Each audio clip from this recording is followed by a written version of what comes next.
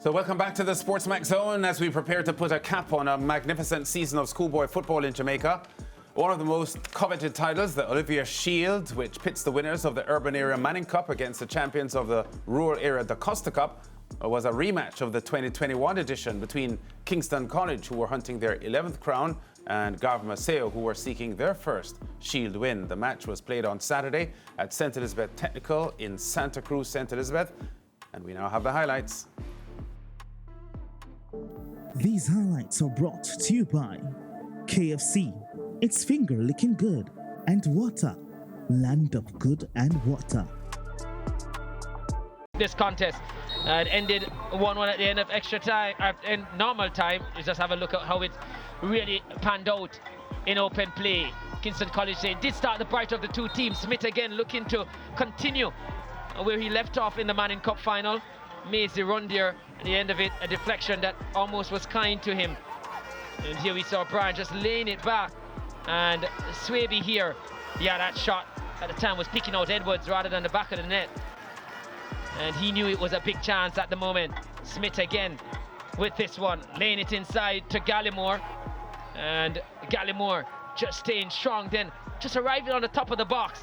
That should have been better dealt with, and that should have been at least on target.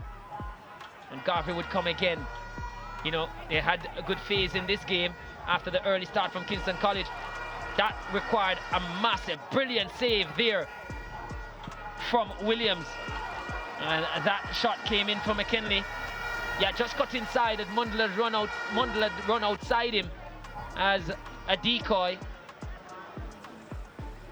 And again, Garvey would come, squaring the box there. It was Swaby. Just didn't show the composure, was a little bit too hasty. Probably, as Legere said in commentary, that he was seeing his name up in lights already, or the net rippling, and just went ahead of himself. Smith again, who was always in the mixer thing, and that was a big chance. That was a big chance for Fletcher. Dragged the shot wide again, didn't show the composure. Lovely set piece work after much confusion from Kingston College, and Vassell was trying to get them to work it out. They did get it right in the end, Green to Smith, and then 62nd minute, from back to front. That was a long punt for McKinley. O'Brien was in his own half. The hero of the Costa Cup final raced away, and I felt Williams was just a tad too late to come off his line. Punt upfield, he was in his own half, so couldn't be offside. Just run across the path of Paul. Paul was always struggling, couldn't touch him, and once Williams came, just placed it between the legs. Always the most difficult position for goalkeepers to effect a save, and he was late, and was late in going down as well, late in coming off his line, and had to pick that one out the back of the net. And Garvey was in front, 84 minutes, and this side where we said the space was, Garvey got narrower and narrower. Smith recognized it eventually and just placed the ball in a danger area. Tomlinson, no communication from him, and he left McKinley with no chance or no choice but to deal with it. And with you facing your goal as a defender, always difficult to deal with it, and just spooned off the foot into the back of the net, hand in head. And he knew he had let Kingston College back into this contest. After that, not much occurred in front of goal, but the custodian was brought on for Kingston College, Robinson. They tried to test him, Garvey, but that didn't go through to him. Well defended by Kingston College. Maceo had the advantage, and then they gave up the advantage.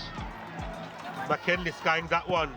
He doesn't want to remember this game. The youngster Kelvin Brown finding Tomlinson in the way. Patterson keeping them alive in sudden death. And then the final one, critical, the miss. Donaldson, he missed by a mile. And that was that. That was that. Kingston College winning the Olivier Shield. Those highlights are brought to you by KFC, it's finger licking good, and water, land of good and water. And we'll hear from the Kingston College head coach Vassell Reynolds shortly, but first here is Garvey Maceo's Lester Hibbert.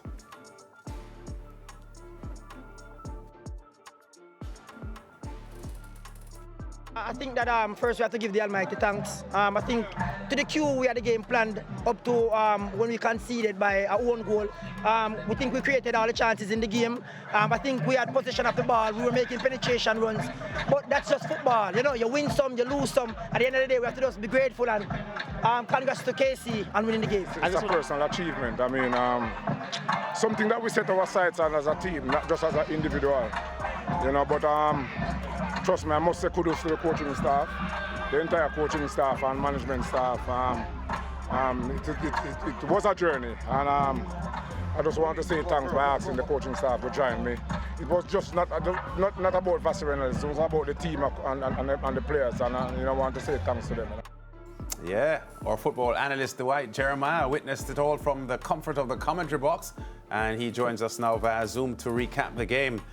Kingston College fighting to the end, although they were trailing here, Dwight, and I think it was just an illustration of Kingston College's championship mettle that took them there. Yeah, at this time of the season, at this stage of the season, the result is more important than the performance. You know, fatigue, tiredness, just want to get over the line ended. So I think that just got them there. You would have felt Garvey because they've gone through 2 penalty shootouts, so they had enough rehearsal and practice. So you'd bet on them getting it done in penalty shootouts. But I guess it was 1 shootout too many for them. Yeah, and what of the decision, the young man who conceded the own goal, based on his mental state? Was it a good decision to have him kick one of the penalties, which he missed? Well, they do say hindsight is 20/20. He was one who would normally take it and score. I don't know what his mood was like, and sometimes as coaches you have players who want to make amends, so they'll stick their hand up and say, "Yeah, I want to do it." It was difficult. I felt it wasn't his fault on the own goal, though. I felt the keeper didn't really help him. Tomlinson didn't really make a shout to claim it. He was getting himself in position, but had he just made a shout, it would have been a regulation take for him. So, yeah, in hindsight, you'd probably say, yeah, probably shouldn't take it because he scored an own goal, but, maybe he wanted to make amends and, would do so on the previous 2 occasions, just not this time. Yeah, very, very painful loss for Garvey Maceo for sure, having been here before and getting the same result. And there were a lot of things going into this match that would have made them feel that this one could have been theirs. And part of that was, as you just alluded to, going to penalties, which they've been proficient in up to this point this season. Yeah, it was down to who was going to be better organized defensively, and I know they would have prided themselves on being a team that can withstand, once you did it against a Glenmuir team, which many felt was going to get the Triple Crown, probably arguably in terms of talent, man for man, best schoolboy football team this season. Once they did it against them, then they probably would have felt that they could set up in a way to be able to deal with Kingston College. I felt, being the last game of the season, a little bit more open and a little bit more relaxed the teams would be. And they were to some extent. It's just that it was tactical and a lot of cancellation in the middle of the park. I felt they would have prided themselves once they went ahead and then even conceded. They felt going to penalties, they would have had this one sewn up. Yeah, Dwight, your rating on the Kingston College head coach, Vassar Reynolds? I grew up with him and I said next season then at USD, then he should be walking up to collect some national award, as we've seen some coach receive this season. But yeah, to win the Da Costa Cup, win the Champions Cup, the Manning Cup, now the Olivier Shield, I think he had done all the, the collection is complete in terms of schoolboy football titles.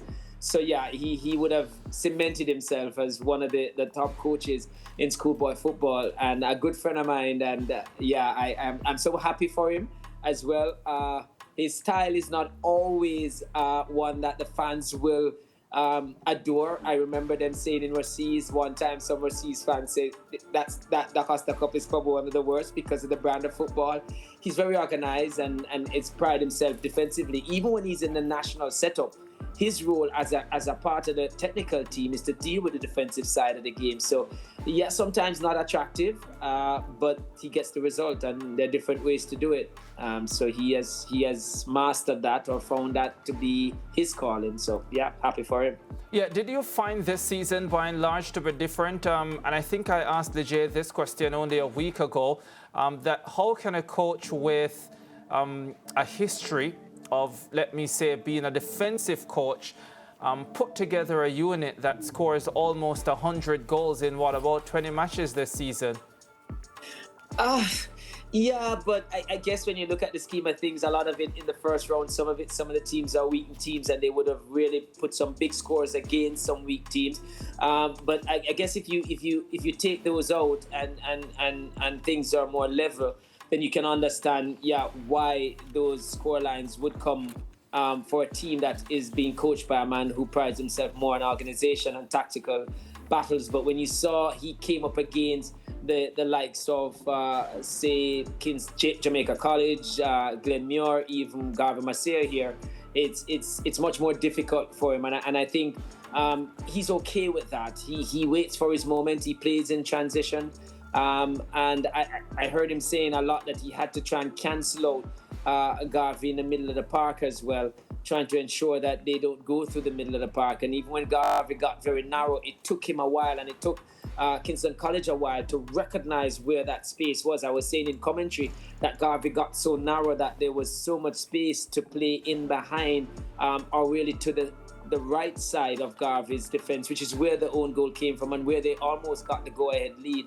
So, I don't think so in terms of being different, so that he, as a defensive coach, winning it. I just felt that the goals were scored against some weaker teams when the score lines were large, but when he came up against team of equal mettle, then I think it was much closer, and that's where his defensive thing brought him over the line. Yeah, Dwight, 2 more questions from me, 30 and 15 seconds respectively. The first one is the 30-second question. Of the Kingston College Manning Cup teams, since they broke their 35-year drought in the competition, what was that, 2018, is this the least talented of all those units you have seen? I think the least expansive in terms of the way they play, and that might be down to the coach. They're a younger unit too. He says a lot of youngsters in it, and he brought on Brown, who came on in the game, Kelvin Brown, who just turned 15. And he says the longevity of this team, because he says he had a 3-year program. He's in his 2nd year of the 3-year program. And after the game, I said to him, well, you take it. If you came in the first year, take it. You don't know what the 3rd year will be. But yeah, least expansive. When they broke the drought 2018, I think might be, probably the most talented of the bunch. I think these boys are still owning their craft. So I don't want to say least talented, but they're owning their craft at the moment. And young they are. Yeah, fair enough. And the 15-second question now, Dwight, are you preparing your staff, your support team to stand alongside you at William Nib at some point of the season next year during a live SportsMax interview following a game? Oh, certainly. There's going to be some changes for sure. But yeah, I'm definitely looking at what change including you, or are you the constant? Yeah, I'll have to be the constant, Okay. Constant, but not the one that is causing the problems, not at all. But you'll probably in short order, in 2 or so years' time, maybe you'll be having me doing this, what Jack Vassell is doing now.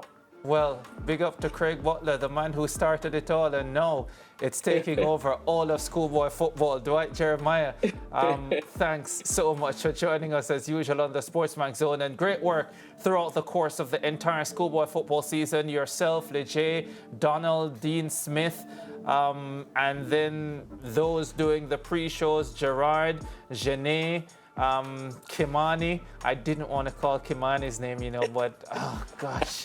Yeah, the goal connoisseur. How could you leave out the goal connoisseur? How could you do because that? of the school he attended, but I'm not getting into that. Well, he wasn't there on Saturday, and we know what he was going on with. If he was there, then he would just take over the show. Take care, Dwight. All right, you too. All the best. All right, let's go to our break. We'll be back with more on the SportsMax Zone.